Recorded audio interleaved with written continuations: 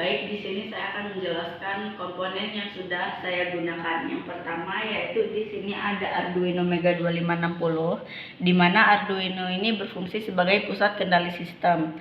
Lalu di sini ada ESP32 yang berfungsi sebagai web server untuk menampilkan grafik dan data. Lalu ada laser.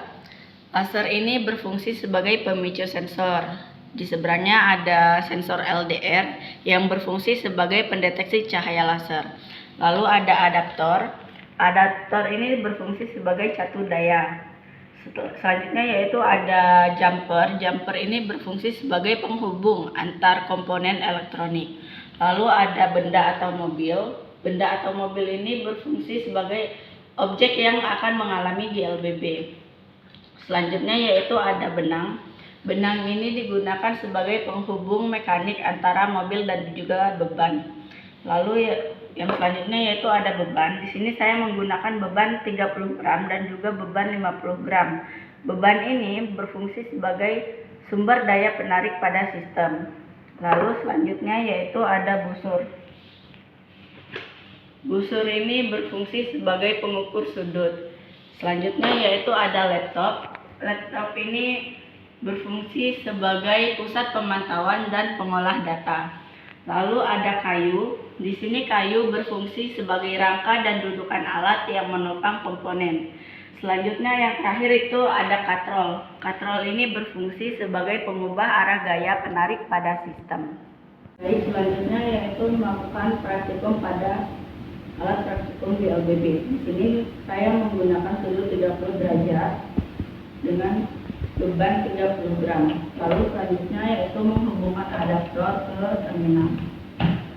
Lalu menghubungkan Arduino ke dalam laptop agar bisa menampilkan data dan grafiknya. Setelah selesai, setelah menggantungkan beban 30 gram di ujung sini, maka langkah selanjutnya yaitu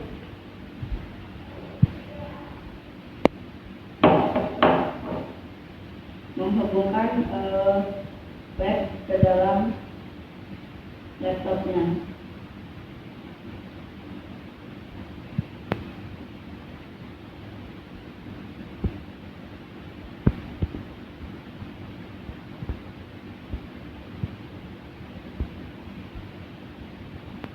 Setelah itu lalu melepaskan benda dan juga beban yang ada di ujung.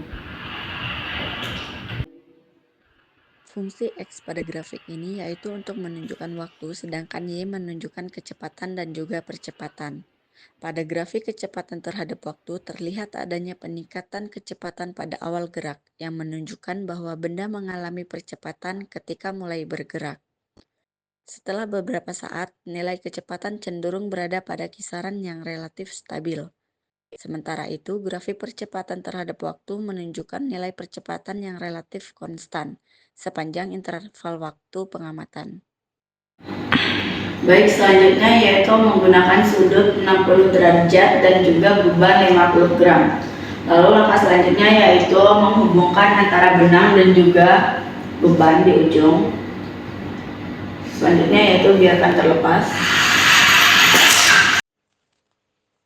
Berdasarkan grafik kecepatan terhadap waktu, pada sudut 60 derajat diperoleh dari hasil percobaan alat praktikum GLBB, yaitu benda mengalami peningkatan yang cukup signifikan hingga mencapai kisaran sekitar 0,40 meter per sekon pada waktu sekitar 0,24 sekon. Sedangkan grafik percepatan terhadap waktu terlihat bahwa nilai percepatan cenderung konstan selama interval waktu pengamatan.